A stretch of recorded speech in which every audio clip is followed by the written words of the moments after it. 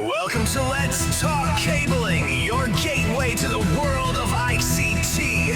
Get ready to dive deep into knowledge that empowers.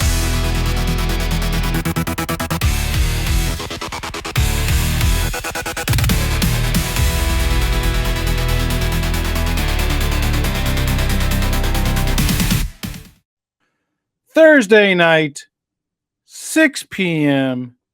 Eastern Standard Time. That can only mean one thing. It is time for After Hours Live with Chuck Bowser, RCDD. I already got a question in TikTok. How about that? Tonight's show is not a question answer show, though. Tonight's show is about 7 successful habits of project managers.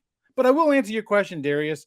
Are there any study videos for the Big C 101? Define the 101. I'm not sure what you mean by that. Do you mean the installer program? Do you mean the RCDD program? I'm not sure what you're really asking there. So for those of you who follow along quite often, you know that Chuck took off a couple of weeks from doing the live streams. One, because I was working out of town. And then last week I wasn't really feeling that well. So, you like he said the installer class. I'm not aware of any. Friend, send me a message on TikTok. I want to follow up with you because I got an idea. Okay. So Thursday nights, I always do these question and answer sessions, but tonight, like I said, I'm doing something a little different. And I don't know why. It got laid on my heart to do a show on 7 habits of successful project managers, right? So, Mick George is in the house, running the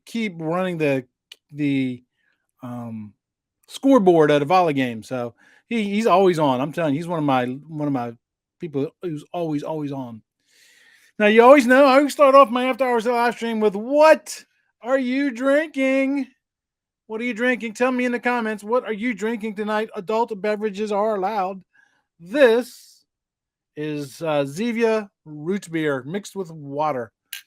That's what I'm drinking. Tell me in the chat box what you were drinking. You know, we just got a whole bunch of these things called pineapple pears from a neighbor. Like, you know how big a 5-gallon bucket is? We have like 6 of those, 5 or 6 of those. So we've been pairing peas and pairing. We have been canning pears. Say that 3 times real fast. Woof. Yeah. And I'm not even drinking. Holy cow. And so we have a couple of full-size mason jars of pear juice. Now we don't mix sugar with our stuff. So it's just regular pear juice. Oh, I'm telling you what. Oh my gosh, that stuff is great. It is great. I gotta watch it though, because it can be kind of get me in trouble, if you know what I mean. So look at here. We got some people in the house. Tom is in the house. Hello, Mr. Tom. What time are you on and what platforms? So I'm on the live stream is on at 6 p.m. Thursday nights, Eastern Standard Time on LinkedIn, YouTube, Facebook, and TikTok. Okay, that answers your question right there. The podcast airs on Monday nights. Steve Cow's in the house. He is drinking water.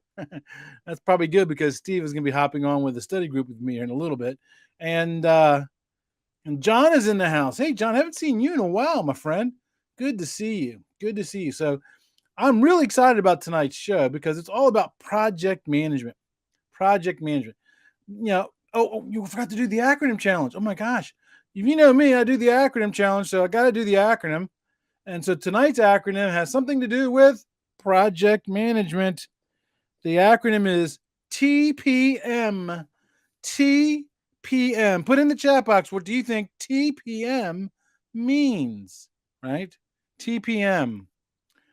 So I'll give you a second there to type that in. What does that acronym mean? It has something to do with tonight's shows. Michael is in the house. Michael is drinking ginger beer. Hello, Michael. Michael is looky. Michael has also got the first correct answer. Telecommunications project management. Ed, the old tech guy, is in the house. Hello, Ed. How you doing, my friend? Yeah, TPM, Telecommunications Project Management. Now, you might be asking, well, how is telecommunications project management different from project management? So, project management is very similar to telecommunications project management. Telecommunications project management is fine tuned for our industry.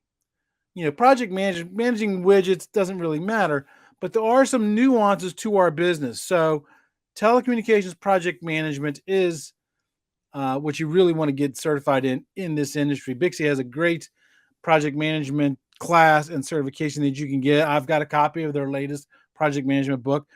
I should do a study group on project management. Right now, we're a little more than halfway through our RCDD study group, and I'm tinkering around with the idea of doing one for installers and technicians. That's why I told you to hit me up with a direct message on TikTok, right? So let's talk about project management, right? And one of the things our industry is really horrible about is giving somebody the project management title who is not a project manager. I said it. Yep, I said it. I put it out there. We're bad. We're bad as an industry at doing that. Somebody's really good at running jobs, and then because they want more money or they want a title, we'll give them that title of a project management, and they're really nothing but a glorified lead foreman, a glorified lead technician. Now, there's nothing wrong with those positions. No, absolutely, I've been them.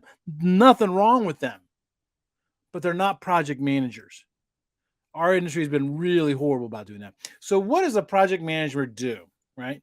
Now, I'm not going to give you the complete list of what a project manager does because that in itself will take the 30 minutes that I have for this show. And I got 7 tips. 7 tips I got to get through before the end of this thing, right? So there are many tasks here, but here's a few of the critical ones. Here's a few project management tasks that you better be really good at. First one is monitoring and adhering to labor and material budgets. Monitoring and adhering to labor and material budgets. Because as a project manager, you will get fired faster if your projects consistently go into the red than you will anything else. Because if you're not making money for the company, zip, gone. Gone. I said it. Yep. So monitoring and adhering to labor budgets. That's why when someone tells me they're a project manager and if they're working on a project, the first question I ask them, how many hours in that project? And I usually get a stare look. And when I get that stare look, I know they're not a true project manager. A true project manager will be able to tell you how many hours they have in their project. Another key thing that a project manager is going to do is adhering to a schedule, a project schedule. Okay. That tells us when we're going to be there, when we're going to do certain tasks, when the project has to be done by. They're also going to be really good at resource allocation. So they know, hey, we need the big cable reels to do the backbone cable on these dates. We need the fiber crew to come out and certify on such day. Ed, you must be listening to my show too much because Ed says communication. And that's one of the pillars of my show. I have 146 pro tips on my list on my website, letstalkcabling.com. Go look at it. And pro tip number 1 is document. And pro tip number 2 is communicate. Yes. And then the other thing that a project manager is really going to be doing in the telecommunications industry is to make sure that the stakeholder is satisfied with the project. Now, for those who may not know what a stakeholder is, that's somebody who has a vested interest in the project. There's internal and there's external stakeholders. An internal stakeholder might be your operations manager, the owner of the company, the person who runs the warehouse. Your crew are internal stakeholders. External stakeholders would be the customer, maybe the electrical inspector, maybe your local distribution, right? Now, some of those you really care about making more happy than others, right? Do you really care about making sure that your local salesperson at Gray Bar, by the way, love Gray Bar. Do you really make sure that your local Gray Bar person is happy before your customer's happy? Now, granted, you want to keep your distribution happy because they can make your project successful. And that, so always treat your distribution people with due respect, due respect, due respect. So let's go through these tips. Okay, so the first one I want to talk about is, boom, there it is. Be prepared. Be prepared. Right. So being prepared is going to be the foundation to make sure that you're successful. Some of the benefits of being prepared is it's going to keep you from doing last minute scrambling, because it's more efficient to schedule ahead to have that cable certifier at the project when you need it than having to call Rent Telco 3 days before and have them overnight a tester because you didn't think ahead, right? And when you have that additional time, it allows you for better decision making. You're not rushed, right? You're not rushed, right? And it's going to build confidence amongst all of your stakeholders if you're able to do that. Because number one, you want your stakeholders feeling like they are part of the project, that they're a vested interest in the project. Oh, you know what? I forgot to put on one thing here. I forgot to put on. I'm trying something new on this episode, so I'm going to run a ticker. Yeah, I figured out how to do this recently, so I'm going to let that ticker run for the rest of the program on the live streams. Right now, one of the ways that you can help prepare yourself for success, give yourself a good foundation for success, is a checklist. I'm a big fan of checklists, and here's why. For those of you who know me, one of my sons is an airline pilot, and every time he takes off, there's a checklist that he's got to go through. Every single time he takes off, and it doesn't matter if he's flown that particular plane 1,000 times. He's got to go through that checklist. And what that checklist does, it's going to define step-by-step procedures, so that way nothing gets missed, right? It's also going to offer tangible measures of your progress. So that way oh, wait a minute. So I got my checklist. I've done I'll give you an example. I used to do a lot of QA inspections. We had a specific QA checklist for QA inspections. So that way I knew that I looked at certain things all the time. Checklists are your friend. And I know you probably think, oh, Chuck, great, you're making more paperwork. Yes, but it's better than flying at the seat of your pants. Right? You'll be more successful more often if you have some kind of a checklist. Okay, you will. And here's another advantage of checklists. If you have a checklist for established procedures, like for example, how to order material for your job, and compile the bill of materials, get the pricing, get approval from your operations manager, get the delivery dates by the distribution, get the delivery schedule coordinated with the general contractor on the site. If everybody's working on the same checklist, then all of the project managers in the same company are doing their projects the exact same way. And there's a value there.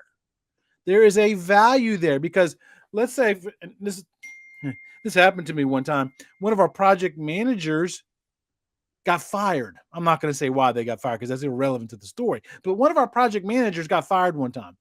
And we were able to take one of our other project managers from not our office, but from a sister office 3 states away because they were slow. So we pulled that project manager up, dropped him in on that project. And because we used checklists for everything, he was up to speed faster than he would have been had there not been some type of a checklist. So don't be afraid of checklists. Don't be afraid of paperwork. Okay. They're really your friend. They are really your friend. Okay. And then the other part of that being prepared is tools and resources. Yes. So for tools, know what you need, schedule what you need. Hopefully your company has some type of a sign out process, right? And maybe use some project management software, right? Project management software, because that helps track all that stuff. And then communication platforms to make the correspondence easier. Those are the 2 biggest things there for you. So let's talk about the second thing, right? Planning for risk. Planning for risk. I'm sorry, my one-man band. So if you see me kind of delay, I got to switch over to the graphic screen and put up the new graphic. So I'm a one-man band. I still got to educate my wife on how to use this platform. Plan for risk. So risk is the potential that something's going to go wrong. And I'm going to tell you now, as a project manager who's managed several projects, every single project I did had something go wrong. Every single one. Sometimes it was a minor thing. Sometimes it was a huge thing. And I'm going to say this out loud so other project managers know that they're not out there alone. I royally messed up a project one time. It was a call center for a very large communications company. It was 2,000 seats. 2,000 seats. 2,000 faceplates. Yeah. 6,000 cables because every faceplate had 4 cables to it. And guess what Chuck did? We tested the cable, and right before the cutover, we realized that all of the guys terminated everything T568A, not T568B. I mean, literally a week before cutover. So it happens. It can happen to anybody. Now, luckily, because I'd been I'd been a good friend and serviced my customer, they were willing to work with me, and they didn't make me go back and change all of those jacks and retest everything, right? So recognize that things go wrong, right? And one of the ways you can do that is to conduct what's called a SWOT analysis, SWOT, strength, weaknesses, opportunities, and threats. That's your homework assignment. Look up SWOT. Maybe I should do a show on SWOT. I might do a future show on SWOT. I just somebody remind me after the show because I'm too busy to write notes. Right. Another great thing about risk is seek expert advice. You're not an expert at everything. I tell people this all the time. They see all the content I'm putting out and they think that I'm an expert in everything. I am not. I have weak areas just like everybody else. DAS, not good at it. Wireless, right? Pulling, terminating, testing category rated cable and fiber optic cable, strong like bull, right? But I'm not an expert in other areas. But I do know that, you know what? I might need an expert to help me with that. Another thing is to help you with that. Another thing you really need to do for planning for risk is to have some type of a contingency plan. The best thing to do as a project manager is during the project planning phase. There's 5 phases to a project, and I'm not going to go through them. I did a whole series on project management phases on the podcast about 1.5 years ago. Go back and watch them. But one of them is project planning, right? So during the project planning, what you really want to do is you want to sit down and try to think of everything that could go wrong, right? Everything. For example, if the project is going to happen in Ohio in December, how is the cold going to affect this? How is the cold going to affect the cable? What happens? Oh, here's a good one. What happens if distribution can't get me my materials because there's too much snow on the ground? What's your contingency plan? See, the contingency plan is thinking about it, because if you've already thought about what could go wrong, that's going to make you quicker on your feet, because you're going to be able to define your triggers, and you're going to be able to plan for that activation. Does that make sense? Right. It's also going to help, again, goes back to earlier. It's going to help you allocate those resources, because if you can think about it ahead of time, you're already halfway there to coming up with a plan with that. And then develop some kind of a strategy, communication strategy. That's where we fall. Develop some kind of a communication strategy. Again, that same project where we kind of went south on. After that error was brought to light, we had to develop a communications plan where I had to report to not my boss, but my boss's boss's boss daily on what we were doing. I had to report to the customer daily as to what we were doing to help solve that problem. So part of your risk plan should be part of that as well. And another thing is try to have a good crisis management team, right? So what you want to do is you want to assemble a team that's going to be able to help you through any kind of emergency that you're going to have. Select your team members based on their skill sets and their experiences, right? So if you have somebody who's really good with fiber, but and just know that even though he might be working on another project, you might want to dedicate that person and say, look, you go on my crisis team. If something goes wrong, that way we can have it taken care of, right? And then a good thing too is to train in crisis management, right? It's training it. The next step, the third thing that you really want to be doing is always listen. Always listen. Communicate, communicate, communicate, right? Make conversations reciprocal. Encourage open dialogue.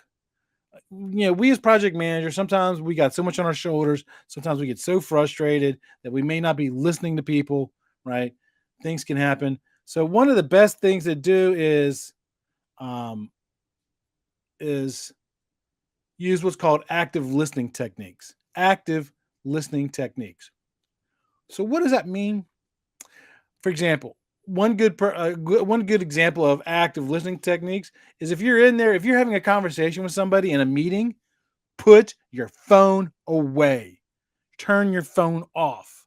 Silence it. Better yet, leave it out in the car. Because even the mere act of setting the phone on the desk in front of you while you're talking to that person, subconsciously it sends a signal that they're important, but not important enough that you couldn't be undisturbed. Okay. Pay attention to nonverbal cues. This is another good trait for active listening. So, for example, I learned in a Bixie class many, many years ago, and I'm just going to guess this number because I can't remember exactly. It's like 50%, 60% of all communication is done non-verbally. Yeah, non-verbally. So pay attention to those cues. So if you're sitting there and you're talking to the customer and you just told them about something that went wrong and they're sitting like this, what are they telling you? Tell me in the chat box. If somebody's sitting like this, when you're giving them bad news, what does that tell you? What verbal cue, what non-verbal cue am I giving you? Okay. Maintain eye contact with them. Maintain eye contact, because if they're talking to you and you're does that really mean you're listening? No. And then once you talk back and forth, reflect on what you've heard. Now, there's a guy that I used to work with when I got promoted from being an estimator to a division estimator. I had to train my replacement. His name was Rick. Rick was kind of an odd guy, but I'll tell you what, he was an excellent estimator. Excellent estimator. And one of the things that Rick used to do, and initially it used to annoy me until I figured out what he was doing. We would do meetings with customers. The customer would tell him something, and then he would state it back to the customer, but just a little bit differently. And I finally figured out what he was doing is he was confirming what he heard in his language, right? So reflect what you hear, right? And be patient. Be patient. Just remember, especially when we're talking to customers, because not every customer is an IT guy like Ed, the old tech guy. Not every customer you're going to deal with is a structured cabling expert, right? Be patient with them. They may not know the difference between Cat 5 and Cat 5e. If you know the difference between Cat 5 and Cat 5e, put it in the chat box. Let's see if somebody knows that, right? And then so the whole listening doesn't just apply to customers, it also applies to your internal stakeholders, doesn't it? Your internal stakeholders. So you want to be able to have a clear communication path with your boss, with your peers, with the people that report to you. So here's the problem you're going to have as a project manager. The people who report to you may not be willing to come to talk to you because they're afraid of you, right? So what you might want to do is you might want to establish some way of doing anonymous surveys. SurveyMonkey is really good at that. You can make a SurveyMonkey pretty quick, and then you can have it set up as anonymous. So that way you can get some feedback. You can send it out to your crew and say, hey, here's a short survey. Just want to talk about how I'm doing. Just be prepared that you might get some answers that you may not like, right? The key is just remember, make those changes. Make those changes, right? You might also want to do regular one-on-one check-ins. So what I used to do quite often as a project manager, I'd show up on a job site and I would just go by and check on the crews sometimes just to see how they're doing. Sometimes I would just buy them lunch. And when I would buy them lunch, I did that under the disguise of having a team meeting. And I would just talk to them. Hey, how's everything going? Be frank with me. How's this project running? Is there anything I could do to make this project better? Are we failing anywhere? What are we doing good? Right. Now, there's going to be a bit of a learning curve here because if you're a new project manager, and they don't know you yet, you're going to have to build some trust with them first. You're going to have to build some trust with them first. You just are. Number 4, always be in control. Always be in control, right? And that's going to be hard. That's going to be hard because we're going to be walking a tightrope between controlling everything, but yet giving our crews enough freedom to be successful. That's kind of a tightrope we got to walk. So what you might want to do is you might want to use some what's called key performance indicators, KPIs, right, to measure and control effectively. So a KPI basically it's a quantifiably measurable performance over time for a specific objective. So it's going to tie in with your scheduling function. So for example, and that's why it's so important to because you as a good project manager, you better come up with a schedule. But it's better if you print off that schedule and you make everybody aware of that schedule. So that way everybody's all on the same page, right? So it kind of ties in with all that. So that way, hey, if on week 1, we should be done putting in the J hooks. Week 2, we should be done pulling the cable. Week 3, we should be terminating. Week 4, we should be doing final cut. Okay.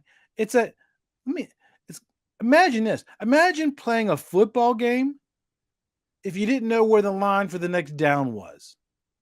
Imagine playing a football game if you didn't know where the goal line is. That's what a schedule is. It sets those goals so everybody knows everybody's all heading in the same direction. And everybody's going, 14 different directions. Right. You also want to allow autonomy within your teams, right? Allow them to give them some freedom to make some decisions, right? Allow them some freedom to make some decisions. Because if they got to call you all the time to, well, we're done pulling the cable. Now what do we do? Drop them down the wall. Give them some autonomy, right? Because it gives them, again, skin in the game. It's going to make them feel trusted and help build that trust with you. And then also, if you're doing something else, if you're a project manager is rarely project managing one project. They're usually doing multiple projects. So you might be working on a schedule for a different project when you get that phone call from the project, from the crew, and now you have to go back to what you're doing. You've been interrupted. It's going to take you time to get back into what you were doing before. Right? So it's going to help you all around. But you do have to set boundaries as to what decisions those crews can do, and make sure that those decisions, or they understand that their decisions have to align with your company policies. Like, for example, the level of quality, safety. That's a big one there because a lot of people out in the field will take time. We'll take shortcuts, safety shortcuts, and work unsafe because they're under the fear. Oh, I got to get it done. Is that something your company allows? By the way, it shouldn't be, but what if it does? Right. And then the other part too is know that there's some things you can control and there's some things that you can't control. So be resourceful in having adaptable skills, right? You might want to do scenario planning for uncontrollable variables. So just kind of give an example, whenever my wife and I go out on our dates, we'll be sitting there eating dinner. And I'll say, okay, somebody just walked through the front door with a gun. What do we do? And we say, oh, okay, well, maybe we'll drop what we're doing. We'll go through the kitchen, through the door at the back. Practice that. So that way it becomes second nature. Develop those skills of being able to adapt. With project management, you might want to think of, okay, well, what if the drywallers aren't going to have all the walls up in time for us to terminate the jacks? What's our plan to get around that? Is there a different area of the project we can shift to, maybe pulling the fiber backbone? Right? There you go. That's number five. Number five, being able to delegate. Delegate. I said it. Yep. I said it. We are horrible as project managers and not being good at delegating stuff. Again, this all hinges on that trust we were just talking about not too long ago with your crews, right? So, but you do need to learn to delegate, because if you delegate some of your tasks, that's going to help you be more efficient because you can focus on the things that you need to do, and it's going to help build that team confidence. It's going to help those team members feel like, again, they have skin in that game. And here's a beautiful thing about this. It's going to help you develop skills within your team members so they can grow in their career path. Oh my gosh, they might become future project managers. A good project manager is always training their replacement. A good project manager is always training their replacement. Yeah. Yeah, our industry's bad about that. Though we're good at keeping information close to our chest because we're afraid. Oh my God, if I teach this new guy to do my job, then I'll lose my job. That's the wrong way to think. That's the wrong way to think, right? But you do need to learn how to delegate effectively. Delegate. Who was it? I think it was Colin Powell. Delegate, but follow up, right? Learn how to delegate effectively. So give them a clear path of expectations, and then follow up on those expectations, right? Give them those clear goals. The sixth thing I want to talk about is be of service. Be of service. Yep. Now, a lot of this comes from me being a Christian. I don't put that out there very often, but I am a Christian. And so you want to practice what's called servant leadership. Servant leadership. And that's a principle of leading by serving, right? Our industry, we're really bad. It's us versus them when it comes to project managers and crews. But you want to foster a culture of your crew of mutual respect. Because let's be honest, as installers out there, sometimes we don't like project managers because the company hired some guy out of college and who's never pulled cable a day in their life. So we don't have respect for them. Project managers sometimes don't have respect for crews because they're just knuckle dragging cable guys, right? You both have to come from a mutual respect, right? And don't ever ask your team to do something that you're not willing to do. Okay. Servant leadership. And then empower your team members, your subordinates through guidance. Be proactive in identifying, team challenges and how they can improve. And then have an open door policy. Have an open door policy. Now, have an open door policy doesn't literally mean make sure your door's open. It just literally means make yourself available. So if they have a question, comment, concern, one of my pet peeves was when I hear a project manager say, that was a stupid question. No, it wasn't. There's no such thing as a stupid question, right? Always approach it as a point from learning. Check in with your team regularly. Maybe even use technology to be virtually available. And that's easy in today's environment with Zoom and everything else. You don't necessarily have to drive 3 hours to that job site. They can get out their company cell phone and do a Teams, Microsoft Teams, and turn on the camera and they can show you stuff, right? Make yourself available. Make yourself available. The last one, and this is one of my favorite ones. I hit the wrong button there. There we go. My last one is, you guessed it, always question and always learn. Whoops, turned it off by accident. Always question, always learn, right? The curse of competency, how your comfort zone can lead to stagnation, right? If you're only working in your box that you're comfortable with, you are never going to grow as a person. You're never going to grow as a project manager. It's, we learn through our mistakes, right? We learn through our mistakes. Always challenge yourself with new types of projects. I challenge you right now, right here, right today. Pick a skill that you want to learn next year relating to project management. That's my challenge to you right now. And then also make sure that you encourage a culture of feedback, right? So always be teaching people, always be learning, and always make sure that you give good feedback to your crews. because that's going to help them perform better. Continuous education, there's no reason not to be educated, right? There's all kinds of podcasts and vlogs out there nowadays. Cable Installation Maintenance Magazine, Bright Talk, Tech Talk with Steve. There's all kinds of great content out there that you can watch to become more efficient. If you're not learning or you can't find a place to learn, you're not trying hard enough. I said it. I did. Yes. Because you got to keep up with industry trends and technologies in this industry, because our industry literally changes at the speed of light. When I got in this cable, we weren't even pulling category rated cable. Now we're up to category 8. That's why it cracks me up. People say, well, yeah, Cat 5e is going to be around forever. No, it's not. No, it's not. It will eventually go away. I just heard recently from a peer that Cat 5e is only, it was actually, who was it? It was somebody at a distribution was telling me this. Cat 5e is literally only about 10% of the cable sales that they do. Right now, everything's Cat 6 or Cat 6A. At some point in time, because they're not making enough Cat 5e, the cost of it's going to go up, and people will say, wait a minute, why am I buying Cat 5e at more expensive than I got to buy Cat 6? So keep up with this codes. Stay up with your codes. Stay up with your standards updates.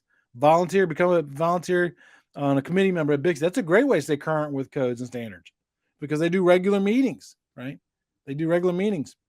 And then engage in some type of a mentorship or mentor or mentee mentorship, because that's going to help broaden your perspectives. Because the worst thing you can do is be a victim of groupthink, or the way that you've always been thinking, right? So it's always good to mentor with somebody who comes from a different background than you, who might be thinking, because I've learned a lot that way. I truly have, by finding mentors who are different than me.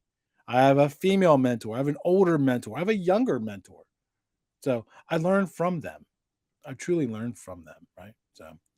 So those are my 7 tips for the show. Let me know if you learned anything from today's podcast or today's live stream. I'm going to revert back to the Q&A for next week. Now, next week I'll be a little bit different. I won't have this background. I'll be on the road next week. But the key is to keep learning, because remember, and somebody says, Chuck, remember Cat 4? Yeah, it was around for literally like 2 weeks. 2 weeks. Yeah, exactly. So just remember, the best way, the most consistent way to be successful is to remember, knowledge is power. Take care. Let's cable with pride. In the world of ICT, let's ride this tide. Thank you for joining us on Let's Talk Cabling. Stay tuned for more